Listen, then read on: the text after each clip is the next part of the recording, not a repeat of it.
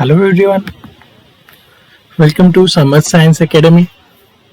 आपलं YouTube channel आहे ज्याचं नाव आहे एन्जॉय सायन्स. जर तुम्ही अजून आपलं चॅनल सबस्क्राईब नाही केलंय तर सबस्क्राईब करा, बेल आयकन प्रेस करा म्हणजे आपल्या व्हिडिओचे नोटिफिकेशन्स मिळतील. आपल्या व्हिडिओजला लाईक करा आणि शेअर करा.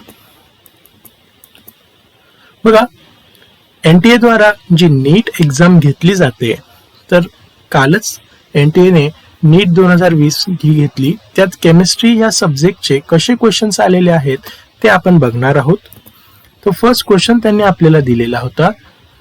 Sucrose on hydrolysis gives alpha D glucose plus beta D glucose, alpha D glucose plus beta D fructose, alpha D fructose plus beta D fructose, beta D glucose का beta D fructose. आधीच तुम्हाला मी sucrose तयार कसा होतो ते दाखवतो. जेव्हा alpha D glucose आणि बीटा डी फ्रुक्टोज एकत्र येतात त्यावेळेस आपल्याला सुक्रोज मिळतो. याचाच अर्थ मी या सुक्रोजचं जर उलट केलं, हायड्रोलिसिस केलं, इथून वॉटर काढून टाकला होता, वापस याचं जर मी हायड्रोलिसिस करेल म्हणजे त्याला वॉटर वापस देऊन देईल, तर या सुक्रोज ब्रेकडाऊन झाल्यानंतर आपल्याला मिळेल alpha D glucose and beta D fructose, म्हणजे ऑप्शन असेल 2. ओके, त्या पद्धतीने एक सिंपल क्वेश्चन आपल्याला विचारला गेला होता. ओके, बघा आता तुम्हाला ही एक इथे सिंपल याच्याने मी तुम्हाला समजून दिलं की कशा पद्धतीने आपल्याला हे मिळत आहे. आता नेक्स्ट क्वेश्चन बघा. Elimination reaction of 2 bromopentane. काढा स्ट्रक्चर 2 ब्रोमोपेंटेनचं. हे बघा, 1 2 3 4 5 पेंटेन, त्याच्या सेकंड पोझिशनला ब्रोमिन. ओके, हॅलोजन ज्या कार्बनला असतो तो अल्फा, अल्फाच्या शेजारी बीटा. आपण बीटा वरून हायड्रोजन इलिमिनेट करतोय, हॅलोजन पण इलिमिनेट करतोय. डेफिनेटली ही इलिमिनेशन रिॲक्शन आहे, बीटा इलिमिनेशन. दुसरं, तुम्ही हायड्रोजन आणि ब्रोमिन रिमूव्ह करतायत म्हणजे डेफिनेटली तो डिहायड्रो हॅलोजनेशन सुद्धा आहे. आपल्याकडे 2 बीटा असून आपण हाच बीटा चूज केला ज्याच्याकडे कमी हायड्रोजन्स होते आणि मोर सबस्टिट्यूटेड अल्किन आपल्याला मिळाला. पेंट 2E हा more substituted disubstituted alkene मिळाला. तर आपण शिकलो आहोत की more substituted alkene is always major product. कुठला रूल असतो? Saytzeff rule.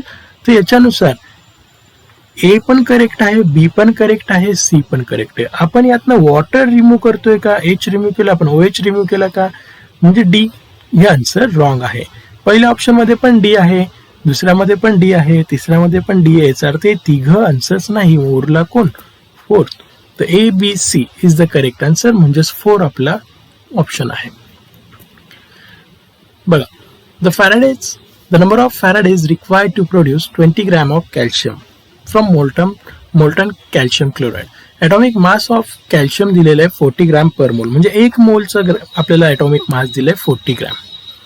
ओके, तर आपल्याला 20 ग्रॅम मध्ये किती येईल ते विचारले. जर तुम्हाला 40 ग्रॅमचे जर फॅराडे समजून गेले ना, तुम्ही 20 ग्रॅमचे हाफ करून काढू शकतात.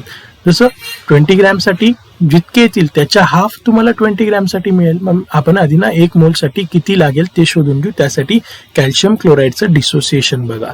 CaCl2 याचं डिसोसिएशन केलं Ca2 plus plus 2Cl minus, या पद्धतीने डिसोसिएट झाला. त्यानंतर त्या कॅल्शियमवर 2 चार्जेस आहेत. जर कॅल्शियमवर 2 चार्जेस आहेत म्हणजेच electricity required to produce 1 mole of calcium किती असणार? 2 फॅरेडे. ओके, कारण की तिथे 2 इलेक्ट्रॉन्स हे लॉस होत आहे. ओके, तर मग 2 फॅरेडे. मग 1 मोलसाठी 2 फॅरेडे, तर 1 मोलसाठी 2 फॅरेडे म्हणजेच 1 मोल म्हणजेच 40 ग्रॅमसाठी 2 फॅरेडे. तर 20 ग्रॅमसाठी किती? त्याच्या हाफ करा, म्हणजेच तुम्हाला आन्सर मिळणार 1 फॅरेडे. तुम्ही नंबर ऑफ मोल्स कॅल्क्युलेट करू शकतात. इथे त्यांनी त्याचं मास दिलंय, गिव्हन वेट दिलेलं आहे 20 अपॉन मोलर मास दिलंय 40, गिव्हन मास अपॉन मोलर मास, आपल्याला नंबर ऑफ मोल्स मिळणार. ओके, तुम्ही ह्या पद्धतीने सुद्धा सॉल्व्ह करू शकतात. नंबर ऑफ मोल्सला जर या 2 ने मल्टिप्लाय केलं तर तुम्हाला 1 आन्सर मिळतं. किंवा डायरेक्टली पण आलं तर बघा, 1 मोल जर 2 फॅरेडे तर त्याचं 40 ग्रॅम, तर 20 ग्रॅमसाठी किती? तर इथे आपल्याला आन्सर मिळतंय 1. ओके, व्हिडिओ बघता तुम्ही तर व्हिडिओला लाईक पण करा आणि कमेंटही करा. Element has body centred cubic structure म्हणजेच BCC. Okay, with cell edge 288 pm picometer. The atomic radius is. मुलांनो, atomic radius for BCC आणि एज लेंथचं आपल्याला रिलेशन माहिती असतं, ते आहे 4r is equals to √3a. जर 4r is equals to √3a, then हा 4 इथे मल्टिप्लाइड आहे, इकडे जाताना डिवाइड होणार, असा आपल्याला एकच ऑप्शन दिसतोय ज्याच्यात √3/4 आहे, म्हणजेच तो आन्सर 4 आहे. a ची व्हॅल्यू तुम्ही सबस्टिट्यूट करून बघा, 288. याचाच अर्थ आपल्याला आन्सर मिळणार √3/4 इंटू a, म्हणजेच √3/4 इंटू 288 pm, ऑप्शन नंबर 4. पुढे बघा. HCl was passed through a solution of calcium chloride, magnesium chloride, NaCl. Which of the following compound crystallizes or crystallize? बघा, यामध्ये एकच सबस्टन्स असा आहे जो क्रिस्टलाइन सबस्टन्स आहे, बाकीचे दोघं अमार्फस सबस्टन्स आहे. कॅल्शियम क्लोराइड आणि मॅग्नेशियम क्लोराइड हे अमार्फस सबस्टन्स आहे आणि NaCl is a crystalline substance, त्यामुळे त्याचं करेक्ट आन्सर हे ओनली NaCl आहे. नेक्स्ट क्वेश्चन बघा. Find out the solubility of NiOH twice in 0.1 molar NaOH, given that the ionic product of NiOH twice is 2 into 10 raised to minus 15. Okay, तर हे solve करूया. Ionic equilibrium मध्ये आपण बघतो की NiOH ट्वाइसचं dissociation या form मध्ये केलं, तर इथे Ni ची सोल्युबिलिटी म्हणजे त्याचा स्टॅच्यूमेट्रिक कोएफिशियंट S असल्यामुळे आपण तो S घेऊया. याचा स्टॅच्यूमेट्रिक कोएफिशियंट 2 आहे, 2s, पण आपल्याला तो इन 0.1 मोलर NaOH मध्ये घ्यायचा आहे, म्हणजे त्याची पण कॉन्सन्ट्रेशनची आपल्याला इथे टर्म ऍड करावं लागेल. 0.1 2s आणि 0.1 मध्ये 0.1 ही लार्ज आहे, 2s हे निग्लिजिबल आहे, त्यामुळे आपण 2s इथून निग्लेक्ट करूया. 2s जर निग्लेक्ट केलं तर उत्तर येणार आहे फक्त 0.1. KSP चा फॉर्म्युला असतो सोल्युबिलिटी प्रोडक्ट म्हणजे प्रोडक्ट मध्ये असणाऱ्या आयन्सचं मल्टिप्लिकेशन करायचं कॉन्सन्ट्रेशनचं. मग Ni2 प्लसचा स्टॅच्यूमेट्रिक कोएफिशियंट 1 आहे म्हणून त्याची पॉवर आपण 1 घेतली, पण OH मायनसचा स्टॅच्यूमेट्रिक कोएफिशियंट 2 आहे म्हणून त्याच्या कॉन्सन्ट्रेशनची पॉवर आपण घेऊया 2. Okay, Ni2 plus into OH minus raise to 2. आता S2S is equal to 0.1 is nearly equal to 0.1. मग आता मी काय करतो, इथे एक फॉर्म्युला तयार होतोय बघा. KSP ची व्हॅल्यू दिली आहे, किती येते, 2 into 10 raise to minus 15. Ni किती झाला S, तर OH मायनस कॉन्सन्ट्रेशन किती होणार आहे, फक्त 0.1. म्हणजे आपण ह्या व्हॅल्यू सबस्टिट्यूट करूया. KSP ची व्हॅल्यू त्यांनी दिली होती, Ni माहिती नाही, त्याचं S लिहू, कारण की सोल्युबिलिटी आपल्याला फाइंड आउट करायची होती. OH मायनस म्हणजे 0.1, कारण की कॉमन आयन पण शो करतोय बघा, याचे पण OH मायनस आहेत, NaOH मध्ये पण OH मायनस आहे, कॉमन आयन पण इथे आहे. तर S इंटू 0.1 चा ब्रॅकेट स्क्वेअर, 0.1 म्हणजे 10⁻⁻1, 10⁻⁻1 चा ब्रॅकेट स्क्वेअर म्हणजे 10⁻⁻2. हा 10⁻⁻2 ज्यावेळेस मी इकडे डिवाइडला पाठवेल तो वरती गेल्यावर +2 होणार. 15तून ते +2 गेले, कारण की -15 आहे, -15 +2 किती, -13. 2 इंटू 10⁻13 इज द आन्सर. म्हणजे आपल्याला कुठे दिसतंय हे आपल्याला दिसतंय ऑप्शन नंबर 4 मध्ये. ओके, त्या पद्धतीने तुम्ही सोल्युबिलिटी कॅल्क्युलेट करू शकतात. Next question. For the reaction 2 chlorine, 2 क्लोरीनचे गॅसियस ॲटम एकत्र आले, क्लोरीन गॅस तयार झाला. Number of particles decreases. When number of particle decreases, entropy also decreases. याचाच अर्थ याची एंट्रॉपी निगेटिव्ह, म्हणजेच लेस दॅन 0. मग डेल्टा एस लेस दॅन 0 कुठे कुठे आहे, 1 आणि 3 मध्ये. ओके, चला मग चेक करूया पुढे. 2 गॅसेस ॲटम ज्यावेळेस एकत्र येतात एक नवीन बॉन्ड फॉर्म होतो, आणि जेव्हाही एक नवीन बॉन्ड फॉर्म होतो तिथे काही अमाऊंट ऑफ एनर्जी रिलीज होते. हीट एनर्जी रिलीज झाली म्हणजे ती रिॲक्शन एक्झोथर्मिक, आणि एक्झोथर्मिक रिॲक्शन मध्ये डेल्टा एच नेहमी निगेटिव्ह असतो, म्हणजेच तो डेल्टा एच लेस दॅन 0 असतो. मग डेल्टा एच सुद्धा लेस दॅन 0 आणि डेल्टा एच सुद्धा लेस दॅन 0 कुठे आहे, ऑप्शन नंबर 3 मध्ये. हो का, बघा, during bond formation heat is release, so delta H negative. Okay, bond formation मध्ये हीट रिलीज होते म्हणून delta H negative. Number of particles decreases, therefore delta H also negative. Delta H पण negative, delta H पण negative, म्हणजे both R लेस than 0, option number 3. पुढचा question. Which of the following is the correct order of increasing field strength of ligands to form coordination compound. Okay, आता मी तुम्हाला त्याची information देतो.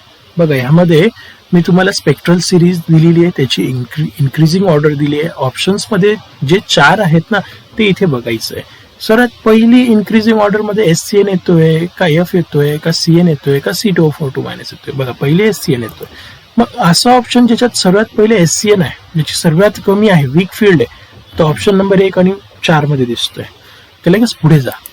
पुढे कोण F मायनस पुन्हा 1 आणि 4 मध्येच आहे. त्याच्या पुढे बघा C2O4 फक्त आपल्याला 4 नंबर ऑप्शन मध्ये दिसतोय. आणि लास्ट म्हणजे तो CN, म्हणजेच आपले करेक्ट आन्सर हे आहे 4. कारण की ही वीक फील्ड आणि स्ट्रॉंग फील्डची जी इन्क्रीजिंग ऑर्डर आहे त्यावरून आपण हे आन्सर शोधू शकतो. पुढे बघा. The calculated spin only magnetic moment of Cr2 plus ion is क्रोमियमचा ॲटॉमिक नंबर किती असतो? 24. 24चं इलेक्ट्रॉनिक कॉन्फिगरेशन काढूया. Argon 18, 4s1, 3d5. 18 हा 19 आणि 5 किती? 24. ओके, पण त्याने Cr2+ दिलाय. मग 2 इलेक्ट्रॉन लॉस करूया. 1 इलेक्ट्रॉन S मधून काढा, 1 इलेक्ट्रॉन D मधून काढा. 1 इलेक्ट्रॉन S मधून गेला म्हणजे S0, D मध्ये किती उरले? 4 अनपेड इलेक्ट्रॉन्स आपल्याला मिळतील. ओके, आपल्याकडे फॉर्म्युला असतो magnetic momentum √n n+2 Bm. n म्हणजे अनपेड इलेक्ट्रॉन. बरं, D म्हणजे 5 बॉक्स. बरोबर, या 5 बॉक्स मध्ये आपण 4 इलेक्ट्रॉन फिल केले. बघा बरं, आपल्याला किती अनपेड मिळत आहेत? 4 म्हणजे आपल्याला n ची व्हॅल्यू मिळाली. n किती आहे? 4. तुम्ही यामध्ये व्हॅल्यू टाका. 4 × 4 + 2. ओके, म्हणजेच 6 × 4 म्हणजेच √24. Bm Bohr magneton is the unit of magnetic moment. 24 ना 24चा जर स्क्वेअर रूट काढला तर त्याचा आन्सर आहे 4 पैकी काय येईल? तुम्हाला सर आपल्याला 24चं तर माहित नाही, पण 25चं तर माहिती आहे ना. 25 कोणाचा आहे? 5 ना. मग 5 पेक्षा थोडा कमी कोण आहे? Yes, option is 1. ओके, या पद्धतीने. Which of the following set of molecules will have 0 dipole moment? मुलांनो, या पैकी 0 डायपोल मोमेंट कोणाचा? तर बघा, डायपोल मोमेंट साठी तुम्हाला मी एक आयडिया देतो. ज्या सेंट्रल ॲटमवर एखादी लोन पेअर असते त्याचा डायपोल मोमेंट कधीच 0 नसतो. ओके, मग बघूया 4 ऑप्शन्स मध्ये. बोरॉन याचा सेंट्रल ॲटम आहे. इथे हायड्रोजन कार्बन डायऑक्साइड मध्ये. ओके, डायक्लोरोबेन्झिन. ओके, तर बघा इथे वॉटर ऑक्सिजन आहे. बरं, नायट्रोजन फ्लोराईड आहे. तर मग आपल्याला एक तर फिक्स झालं की वॉटर याचा डायपोल मुवमेंट कधीच 0 नसतो. ओके, त्यानंतर अमोनिया, त्याचाही डायपोल मुवमेंट 0 नसतो. इथे पण वॉटर आलेलं आहे, त्यामुळे आन्सर 2 आणि 4 तर कधीच नसणार आहे. मग आन्सर एक तर 1 असू शकतो, एक तर 3 असू शकतो. त्यापैकी बोरॉन ट्रायफ्लोराइड सिमेट्रिकली आहे, त्यामुळे नक्कीच त्याचा डायपोल मुवमेंट 0 असतो. Okay, hydrogen fluoride HF no, तो सुद्धा आपल्याला माहिती आहे फ्ल्युरिन आयटम असल्यामुळे तो नक्कीच त्याला पर्टिक्युलर डायपोल मोमेंट असणार. त्यामुळे आन्सर डेफिनेटली 3च आहे. या HF मुळे त्याला डायपोल मोमेंट असणारच, 0 कधीच राहणार नाही. कारण की फ्ल्युरिन एक असा इलेमेंट आहे जो स्वतःकडे त्याचं डायपोल मोमेंट खेचू शकतो. आता 3च का? बरं, 3च आन्सर का? बघ, हे त्याचे स्ट्रक्चर. बोरॉनचे 3 फ्ल्युरिन सर्व एक पर्टिक्युलर डायरेक्शन नाही असल्यामुळे ते एकमेकांचा डायपोल मोमेंट कॅन्सल करतील, 0 होऊन जाईल. हा सुद्धा बघा, बेरिलियम डायफ्ल्युराइड हा आणि हा फ्ल्युरिन एकमेकांचा डायपोल मोमेंट कॅन्सल करेल.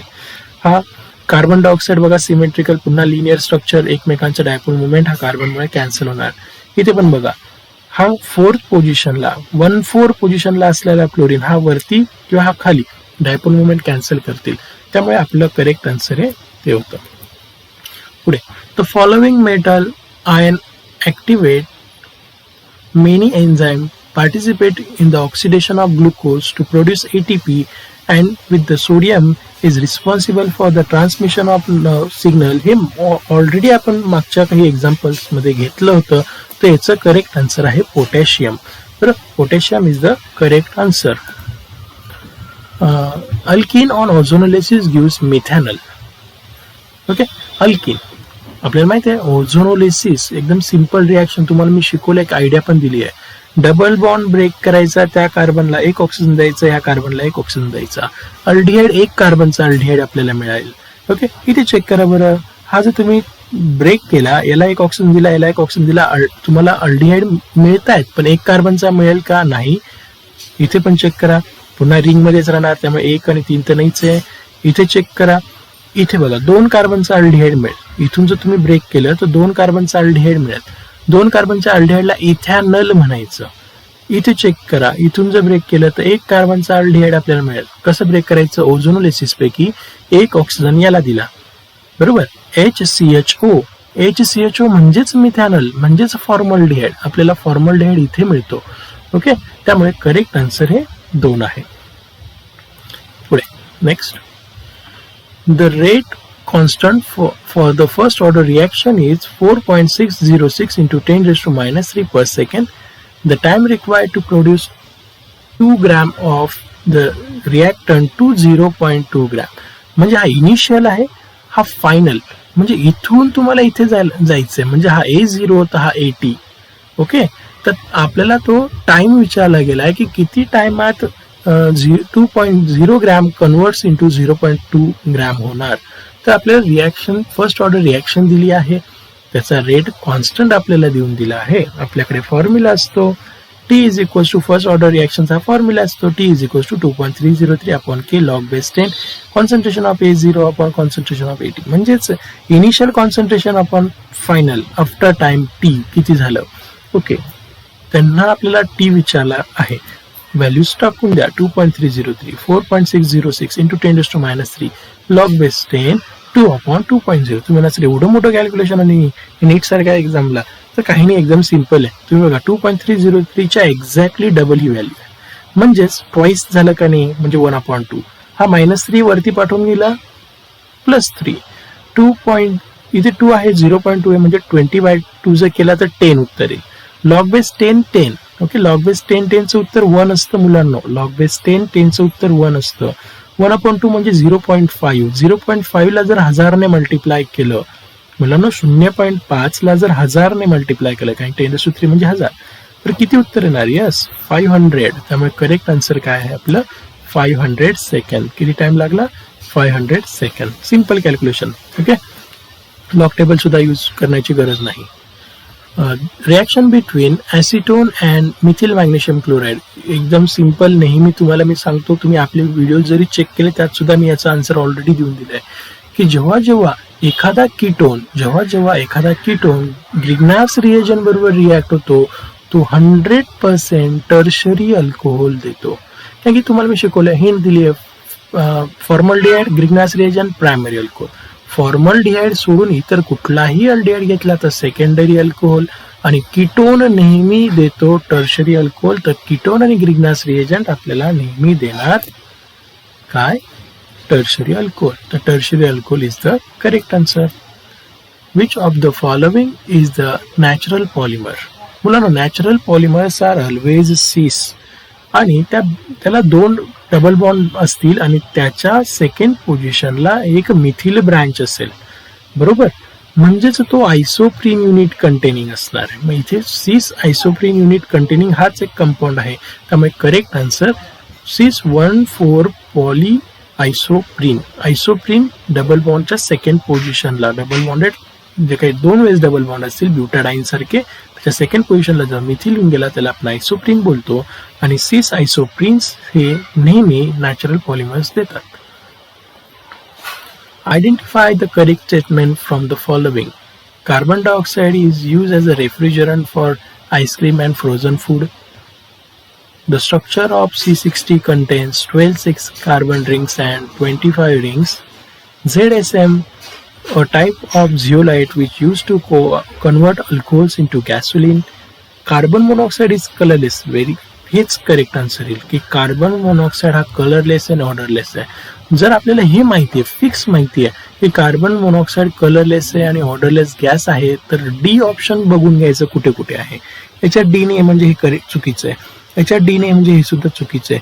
3 मध्ये डी आहे, पुढच्या याच्यात डी नाही. जर इथे राहिलं असतं तर आपल्याला बाकीचे ऑप्शन सुद्धा विचार करण्याची गरज राहिली असती, पण आपल्याला 3 मध्येच फक्त डी दिसतोय आणि carbon monoxide is colourless and odourless gas आहे. याचाच अर्थ ZSM हा जिओलाइट आहे जो अल्कोहोल इंटू गॅसोलिन मध्ये युजफुल ठरत असतो. त्यामुळे आपला आन्सर आहे 3. पुढचा, the correct option for free expansion of ideal gas under adiabatic condition. मुलांनो, ॲडियाबॅटिक कंडिशन म्हणजे Q0 आपल्याला एक ऑप्शन मध्ये पण दिसतोय आणि 4 ऑप्शन मध्ये पण दिसतोय, पण त्यांनी फ्री एक्सपान्शन पण म्हटलंय आणि फ्री एक्सपान्शन मध्ये W0 असतो. Q0 W0, तर delta U is equals to Q plus W. Delta U is equals to Q plus W मध्ये Q0 W0 याचा अर्थ डेल्टा U0.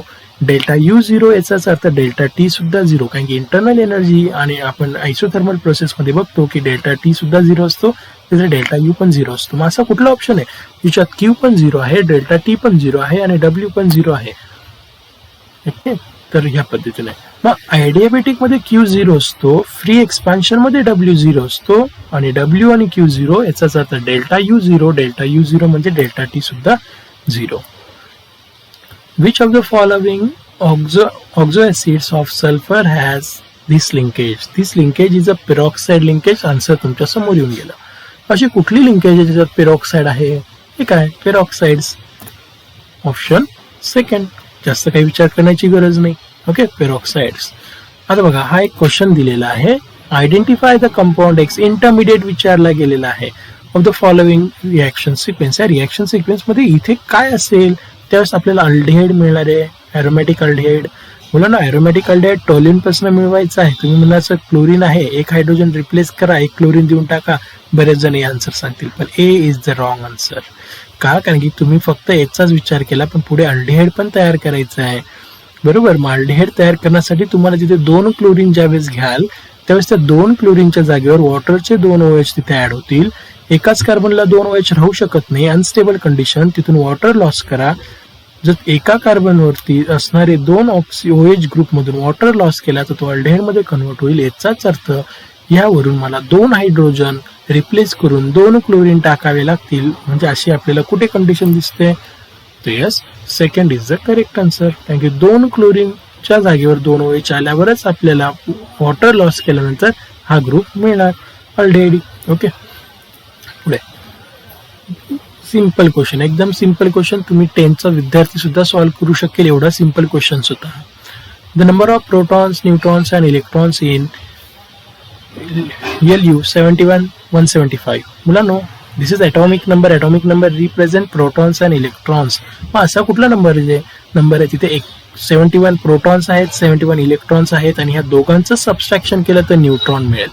तर बघा बरं, असं कुठे दिसतोय? 71-71 इथे बघा, 71 आणि या दोघांचं सबस्ट्रॅक्शन करून बघा.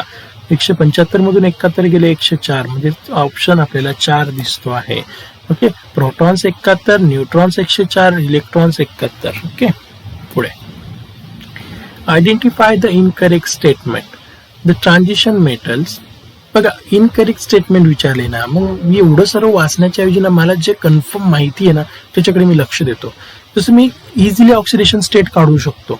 तर मी काय करतो, हे सर्व ऑप्शन बघतो. नंतरून पहिले ना मी ते ऑक्सिडेशन स्टेटचा जो पार्ट आहे ना तो बघून घेतो की याची ऑक्सिडेशन स्टेट मला काढता येते, म्हणून मी सर्वात पहिले याची ऑक्सिडेशन स्टेट काढून बघतो. ऑक्सिजन असतो -2, 4 गुणिले तो -2 किती झाला? -8. तुम्ही इज इक्वल्स टूच्या ह्या साईडला पाठवणार +8. +8 मधून हा एक आयोनिक कंपाऊंड आहे, त्याच्यातनं तो -2 वजा करणार. 8 मधून हे 2 गेले +6, म्हणजे हा क्रोमियम +6. त्यांनी काय म्हटलंय की या दोघं क्रोमियमची ऑक्सिडेशन स्टेट सेम नाहीये. चेक करून आपण, हा तर +6 आलाय. जर हा +6 नाही आला तर समजायचं हे करेक्ट आहे. आपल्याला त्यांनी काय विचारलं? इनकरेक्ट कोणतं आहे? आता शोधूया ह्या CRची ऑक्सिडेशन स्टेट. पुन्हा ऑक्सिजन आहे -2. -2 × 7 -14. -14 तिकडे पाठवा, +14 मधून हे 2 वजा केले, +14 मधून 2 गेले, +12 ला ह्या 2 CR आहेत. एक CR साठी किती? मग 2 ने त्याला डिवाइड करा. +12 ला जर 2 ने डिवाइड केलं तर +6. अरे हा पण +6 आला आणि हा पण +6 आला. याचा अर्थ ह्या क्रोमियमची ऑक्सिडेशन स्टेट आणि ह्या क्रोमियमची ऑक्सिडेशन स्टेट इक्वल आहे. पण त्यांनी काय म्हटलंय? Which is not same. म्हणजे ही स्टेटमेंट इनकरेक्ट आहे ना. आपल्याला त्यांनी हेच विचारलं की कुठली इनकरेक्ट आहे. तर बघा, हे आन्सर आलं. This statement is incorrect. Which of the following is cationic detergent? मुलांनो, कॅटॉनिक डिटर्जंट म्हणजे ज्याचा पॉझिटिव्ह आयन लार्ज असतो. एनायनिक म्हणजे ज्याचा निगेटिव्ह पार्ट स्मॉल असतो. Bromide, this is the negative ion and this is the positive ion and this is large. Cetyl trimethyl ammonium bromide, therefore it is a cationic detergent. Okay, next, the freezing point qualitative property मध्ये आहे. The freezing point depression constant Kf of benzene is 5.12 Kelvin kilogram per mole. The freezing point depression for the solution of molality 0.078 mole containing one non-electrolyte solute in benzene is rounded up to, हे त्यांनी round up करून 2 digit मध्ये आपल्याला answer सांगा असं सांगितलंय. तर आपल्याकडे फॉर्म्युला आहे. फॉर्म्युला असतो delta T F is equals to K F into M. Delta T F म्हणजे depression of freezing point, K F म्हणजे तिथे असणारा जो कॉन्स्टंट आपण घेतलेला आहे क्रायोस्कोपिक कॉन्स्टंट किंवा मोलर डिप्रेशन कॉन्स्टंट, आणि हा एम. ओके, व्हॅल्यूज टाकू. के एफ दिलेला आहे त्यांनी, हे बघा 5.12. त्यानंतर एम दिलेली, मोलॅलिटी दिली 0.78. या दोघांचं मल्टिप्लिकेशन करा. या दोघांचं मल्टिप्लिकेशन केल्यावर आपल्याला आन्सर येतं 0.399. राऊंड फिगर करा 0.40 म्हणजे आपला आन्सर येत. Identify the incorrect match. मुलांनो, अन म्हणजे 1, नील म्हणजे 0, अन म्हणजे 1 म्हणजे हा ॲटॉमिक नंबर आहे 111. 111 बरोबर नाही, सॉरी 111 नाही, 101 101. त्यानंतर हा आहे 103 103. हा आहे 106 106. हा आहे अनियम म्हणजे 111. ओके, मग पिरियडिक टेबलचं नॉलेज तुम्हाला असणं गरजेचं आहे. बरोबर, मी तुम्हाला पूर्ण पिरियडिक टेबल कसा लक्षात ठेवायचा शिकवलेला आहे. ओके, बघा, नील अनियम. अन म्हणजे 1, नील म्हणजे 0 म्हणजे हा आहे 101. नील ट्राईम म्हणजे 103. नील हेक्झियम म्हणजे 106. नील अनियम म्हणजे 111. तर आपल्याला पिरियडिक टेबल मध्ये माहिती आहे की 101 नंबरचा एलिमेंट जो आहे तर तो आहे बरोबर मेंडेलियम. त्यानंतर अननिल्ट्रियम म्हणजे 103 नंबरचा जो एलिमेंट आहे तर तोही बरोबर आहे लॉरेन्शियम. अननील हेक्स म्हणजे 106 नंबरचा जो एलिमेंट आहे तर तो आहे डर्मेस्टिडियम. याचाच अर्थ त्यांचं म्हणणं आहे की अनियम हा सिबोर्जियम आहे. तर मुलांनो, डीचं जे आन्सर आहे ना, 111वा जो इलेमेंट आहे त्याचं नाव आहे रोंजिनियम. बरं, मग 111वा इलेमेंटचं नाव जर रोंजिनियम आहे, आपल्याला ऑप्शनमध्ये कुठेच दिसत नाहीये, याचा अर्थ डीचं आन्सर इथे कुठेच नाहीये. म्हणजे DIV हे जे दिलं 4 नंबरचा जो कंपाऊंड दिला आहे ते रॉंग आहे. म्हणजेच दिस इज द रॉंग. त्यांनी आपल्याला इनकरेक्टच विचारलेलं आहे की चौथा जो ऑप्शन आहे तो इनकरेक्ट आहे. ओके, म्हणजे डीचं जे उत्तर यायला हवं होतं ते आहे रोंजिनियम. ओके, पुढचा, match the following. CO is the neutral one. 1/2. बरं, 1/2 फक्त पहिल्याच ऑप्शन मध्ये दिसतंय, बाकीच्या ऑप्शन मध्ये नाही. तुम्ही बाकीचं तुम्हाला येत जरी नसलं तरी इथे समजून गेलं. पण CO आपल्याला माहिती आहे, carbon monoxide is a neutral in nature. हा असा ऑक्साईड आहे जो न्यूट्रल नेचर आहे, त्यामुळे करेक्ट आन्सर आपलं हे आहे. याचाच अर्थ जर हा न्यूट्रल आहे त्यामुळे त्यानंतर बी हा बेसिक असेल, BO बेसिक असेल, त्यानंतर हा एम्फोटेरिक असेल आणि हा ऍसिडिक असेल. Which of the following has maximum number of atoms? 11 exercise solve करून दिली आहे, त्यात तुम्हाला हा क्वेश्चन ऑलरेडी सांगितला होता मी. गिवन मास अपॉन मोलर मासने नंबर ऑफ मोल्स मिळतात. नंबर ऑफ मोल्सला जर ॲव्होगाड्रो नंबरने जर मल्टिप्लाय केलं तर ॲटम्स मिळतील. 1 ग्रॅम 1 ग्रॅम 1 ग्रॅम म्हणजे सर्वांचं गिवन मास सेम आहे. डिवाइड बाय मोलर मास करूया. ज्याचं ॲटॉमिक मास कमी दिलंय त्याचे नंबर ऑफ मोल्स कमी, ज्याचे नंबर ऑफ मोल्स कमी, सॉरी काय बोललो मी की given mass upon molar mass. हा, तर given mass upon molar mass ना, मग नंबर ऑफ मोल्स ज्याचे मास कमी आहे, ज्याचं मास कमी आहे त्याचा नंबर ऑफ मोल्स जास्त येतील. ओके, कारण की 1 ग्रॅम आहे ना, 1 ग्रॅमला जर लहान संख्येने डिवाइड केलं, यात बाकीच्या सर्व संख्या मोठ्या आहेत. पण 1 ग्रॅमला जर लहान संख्येनं जर डिवाइड केलं तर नक्कीच यांच्यापेक्षा आन्सर त्याचं जास्त येणार. मग लिथियमचं आन्सर जास्त येणार. मग नंबर ऑफ मोल्स जर लिथियमचे जास्त, त्याला ॲव्होगॅड्रोने जर मल्टिप्लाय केलं तर त्याचेच ॲटम्स जास्त, म्हणून लिथियमचे ॲटम्स सर्वात जास्त, म्हणून तेच करेक्ट आन्सर. कारण की बघा सर्वांचा 1 ग्रॅम आहे पण सर्वांची संख्या बघा जास्त आहे, फक्त लिथियमची संख्या लहान आहे म्हणजे येणारा आन्सर जास्त. नंबर ऑफ मोल्स जास्त, त्याला जर ॲव्होगॅड्रोने जर मल्टिप्लाय केलं तर येणारा आन्सर जास्त म्हणजे नंबर ऑफ ॲटम्स जास्त. रिॲक्शन बिटवीन बेन्झल्डिहाइड अँड ॲसिटोफेनॉन, दोघं वेगवेगळे आहेत. त्याच्याकडे अल्फा हायड्रोजन आहे, याच्याकडे अल्फा हायड्रोजन नाही. डायल्यूट NaOH आहे म्हणजेच डेफिनेटली अल्डोल कंडेन्सेशन, पण एकाकडे अल्फा हायड्रोजन नाही, एकाकडे अल्फा हायड्रोजन आहे. मग ती कुठली aldol condensation? Yes, it is cross aldol condensation. Cannizzaro येणार नाही. ओके, कॅनिझेरो रिॲक्शन मध्ये आपण विदाऊट अल्फा हायड्रोजनचेच दोघं कंपाऊंड्स घेतो. तर ही रिॲक्शन आहे cross aldol condensation. Dilute NaOH पण दिला आहे ना मुलांना, तर डायल्यूट NaOH आपण कॅनिझेरोज मध्ये घेतला नव्हता, आपण अल्डोल कंडेन्सेशन मध्ये घेतला. Tertiary butyl carbocation is more stable than secondary butyl carbocation because of which of the following? Tertiary butyl carbon कडे CH3 ग्रुप आहे. CH3 ग्रुप त्या कार्बनची इलेक्ट्रॉन डेन्सिटी प्लस आय इफेक्टने वाढवतो. मग प्लस आय इफेक्ट आहे का? कुठेच नाही, प्लस आय इफेक्ट नाही आहे. बरं, मग प्लस आय इफेक्ट नाही, मग दुसरा कुठला इफेक्ट असतो? नो बॉन्ड इफेक्ट, म्हणजे त्याला आपण हायपर कॉन्ज्युगेशन इफेक्ट म्हणतो. तर टर्शरी कार्बोकॅटायन कडे 3 CH3 आहेत. याचा अर्थ तो आपल्याला किती हायपर कॉन्ज्युगेशन स्ट्रक्चर पॉसिबल करेल? जितके अल्फा कार्बनवर हायड्रोजन्स तितके. मग टर्शरी कार्बनच्या शेजारी 3 CH3 म्हणजे एका CH3 कडे 3 हायड्रोजन, तर 3 CH3 चे 9 हायड्रोजन्स. टर्शरी कार्बोकॅटायन हा 9 हायपर कॉन्ज्युगेटिंग स्ट्रक्चर दाखवणार, सेकंडरी हा 6च फक्त दाखवणार आणि प्रायमरीज घेतला तो एकच दाखवणार. मग सर्वात जास्त हायपर कॉन्ज्युगेटिंग स्ट्रक्चर याचे आहेत म्हणून तो मोर स्टेबल, म्हणून hyperconjugation structure is the correct answer. Suppose plus I पण राहिलं असतं तर प्लस आय सुद्धा राहिलं असतं, त्याचं आन्सर पण इथे त्यांनी फक्त हायपर कॉन्ज्युगेशन दिलं आहे. Which of the following is not correct about carbon monoxide? Carbon मोनॉक्साईडशी रिलेटेड कुठली कन्सेप्ट चुकीची आहे? It reduce oxygen carrying ability of blood. Correct, बरोबर आहे. कारण की कार्बन मोनॉक्साईड काय करतो? तो स्वतःच हिमोग्लोबिन बरोबर ऍड होऊन जातो. बरं, त्याची ॲबिलिटी हिमोग्लोबिन बरोबर बॉन्ड फॉर्मेशनची जास्त असते.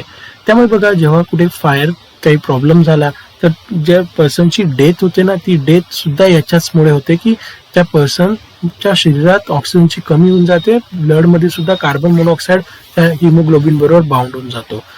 Second, the carboxyhaemoglobin is less stable than oxyhaemoglobin. नाव कार्बोक्सी हिमोग्लोबिन सर्वात जास्त स्टेबल असल्यामुळे तो त्याच्याबरोबर बॉन्ड फॉर्म करतो. त्यामुळे हेच इनकरेक्ट आहे आणि आपल्याला आन्सर इथेच मिळून गेला. पुढचे ऑप्शन चेक करण्याची गरज नाही, कारण की आपल्याला माहिती आहे की carboxyhaemoglobin is more stable than oxyhaemoglobin, त्यामुळे पर्सनची डेथ पण होऊ शकते. Which of the following is basic amino acid? ज्याच्यात NH2 चे प्रमाण जास्त असते COH पेक्षा. तर लायसिन मध्ये सर्वात जास्त 2 वेळेस NH2 असतात आणि कार्बोक्सिल ग्रुप एकच वेळेस असतो. हे बघा लायसिनचं स्ट्रक्चर, म्हणजे याच्यात बेसिक पार्ट जास्त. जिथे NH2 ग्रुप जास्त कार्बोक्सिल ऍसिड पेक्षा, तो काय असतो? Basic amino acid. तर lysine is the correct answer. Urea react with water to form A, which will decompose to form B. B when passed through Cu2 plus aqueous deep blue color of solution C is formed. What is the formula of C? Okay, बघा copper already blue असतो, बरोबर, पण deep blue कोणामुळे मिळतो? एक लक्षात ठेवा, जेव्हा जेव्हा आपण त्या कॉपरच्या सोल्युशन बरोबर अमोनिक सोल्युशन, अमोनिया असणारं सोल्युशन ज्यावेळेस आपण ऍड करतो त्याच वेळेस त्याचा तो ब्ल्यू कलर डीप ब्ल्यू मध्ये कन्व्हर्ट होतो. कॉपर ऑलरेडी ब्ल्यू आहे पण डीप ब्ल्यू करणारा अमोनिया आहे. तर मग कुठला ऑप्शन आहे हे? First option. The mixture of N2 and AR gases in cylinder contains 7 gram N2. Given mass दिलंय, ऑर्गॉनचं गिवन मास दिलंय. The total pressure of the mixture of gases in the cylinder is 27 bar. म्हणजे आपल्याला total pressure सुद्धा देऊन दिलाय. तर partial pressure विचारला आहे, टोटल प्रेशर दिला आहे, पार्शल प्रेशर विचारलेला आहे. आपल्याला त्याचे मासेस दिले नंबर ऑफ मोल्स काढण्यासाठी. चला number of moles of N2 gas काढून घेऊ. Number of moles of N2 गॅससाठी 7/28 म्हणजे गिवन मास अपॉन 28 का एक नायट्रोजन 14 तर 2 नायट्रोजन 28 बरोबर. 7/28 म्हणजे 1/4. नंबर ऑफ मोल्स काढून घेऊया ऑर्गॉनचे. ऑर्गॉन एकचदा दिलाय म्हणून 8/40. 8/40 झाला 1/5. 8/45. ओके, म्हणजे आपल्याला दोघं नंबर ऑफ मोल्स मिळाले. दोघं नंबर ऑफ मोल्स मिळाले मी मोल फ्रॅक्शन्स ऑफ N2 काढू शकतो का, कारण की त्याचाच मला पुढे यूज राहणार आहे. मोल फ्रॅक्शन्स ऑफ N2 म्हणजे त्याच्या नंबर ऑफ मोल्सला या दोघांच्या मोल्सची सम करणं बरं. मग XN2 म्हणजे मोल fraction 1/4 upon 1/4 plus 1/5. Cross multiplication LCM 20. 5 आणि 4 9 बरोबर. हा 20 वरती गेला, वरती इथे येईल 20/4 5/9. 5/9 इज द करेक्ट आन्सर. त्यानंतर 5/9 आपल्याला मिळाला. आपल्याला partial vapour pressure of N2 विचारलाय. मोल फ्रॅक्शन N2चेच का काढले, कारण की मला पार्शल प्रेशर सुद्धा N2चंच विचारलाय. मग partial pressure is equals to X2 into total pressure. Okay, मग आपण या दोघांचं मल्टिप्लिकेशन करू शकतो. XN2 किती दिलाय 5/9 आणि P टोटल किती दिलाय 27. दोघांचं मल्टिप्लिकेशन करा, तुम्हाला आन्सर मिळेल 15 bar is the correct answer. कुठे आहे ते, सेकंड ऑप्शन. ओके, पुढे identify the correct statement from the following. Blister copper has blister appearance due to evolution of sulphur dioxide पाहिजे होतं, यांनी कार्बन डायऑक्साइड दिलं, त्यामुळे ही इनकरेक्ट आहे. आपल्याला करेक्ट शोधायची आहे.